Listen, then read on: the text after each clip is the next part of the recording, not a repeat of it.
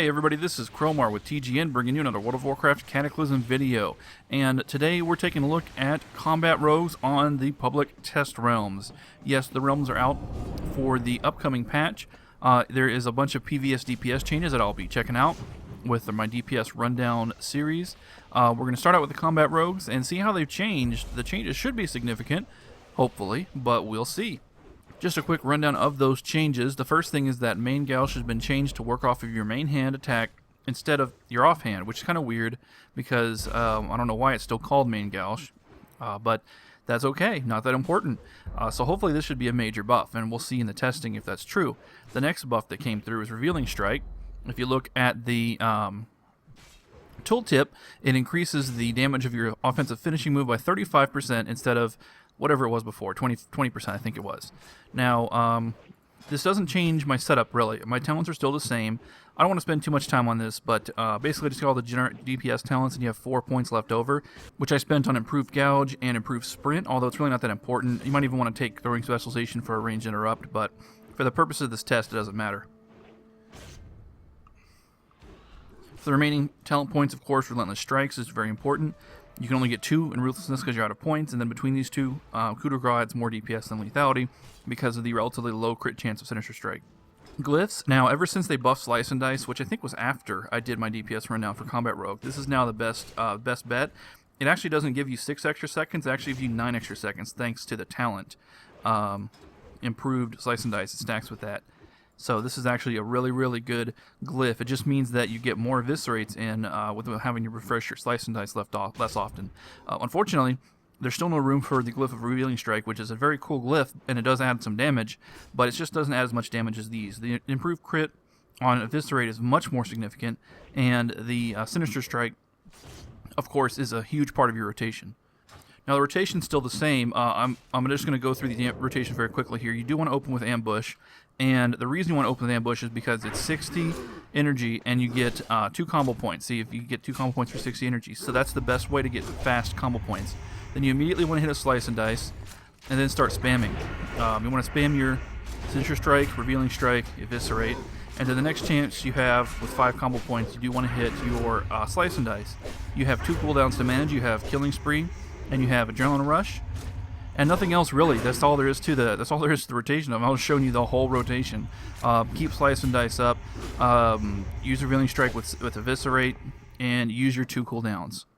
Now, if you're wondering why I didn't put Rupture in my rotation, or you think that's wrong, well, Rupture, I've done the test, and you can do them yourself if you don't believe me, but Rupture, full duration Rupture, actually does less total damage than a non-crit Eviscerate, even without Sunder Armor or Expose Armor. So if you're in a raid with Sunder and Expose, and you have your Glyph of Eviscerate, which you should have, then your Eviscerate is simply going to do just vastly more damage, and it's just a waste of your 5 combo points to use the Rupture. Okay, and I'll clear out my combat log and get ready for the real test.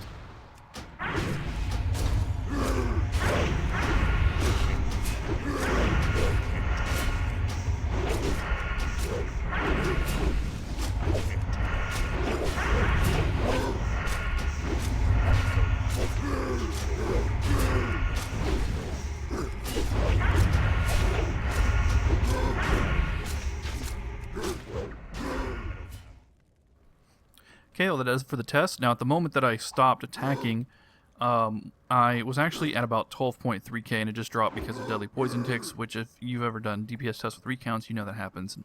Not a big deal, but anyway, so 12.3 is our number for our DPS with our Combat Rogue. So let's see what our breakdown looks like here. The number one thing we're concerned about is Main Gauche. At least that's the number one thing I'm concerned about. Let's see how it did. 7.2% of your damage. Which isn't great, and the 12.3k is okay, I suppose. It's a little difficult to measure that against others because I've not done this exact test with a lot of other specs, but I can tell you that in a raid with raid buffs, you are going to gain a pretty substantial gain. So this is a DPS increase, I think. Now I'm going to be doing more series for these other classes to allow you to compare those classes to this one, and it'll make the numbers make a little bit more sense. But right now, 12.3k unbuffed is a little lower than I hoped. I really hope to see more out of Combat Rogue. The problem here is that Main Gauche still is just not doing enough damage. It's a few percent increase over what it was doing before, because the Main Gauche is just that, a small buff. And Eviscerate isn't really that much of a buff either. The buff to Revealing Strike just doesn't add that much damage, because it's only adding, 15% to your Eviscerate, and your Eviscerate's only about 14% of your damage, so, yeah. We're talking a few measly percents again, so it's not enough to really give the Combat Rogues the boost they need. The rotation is also still boring and also kind of weird in that you have a chance if you use Sinister Strike at 4 combo points to waste a combo point, and that's kind of silly. So, I mean, Combat Rogues are really not done, it doesn't look like, but after a few days, once I've gotten some more DPS rundowns done with the other classes I plan on testing, including Retribution Paladins, a couple different Hunter specs, and some other stuff, then we'll be able to make a little bit better of an apples-to-apples comparison and see where Combat Rogues really stand. I also want to use a known good DPS class, such as Unholy Death Knight, maybe Survival Hunter, and use that as a metric and see how those compare. Well, that's it for the Combat Rogue for today. Again, I'll be doing more testing on the PTR with other classes very soon. I hope to put out about 1 or 2 videos a day on this subject.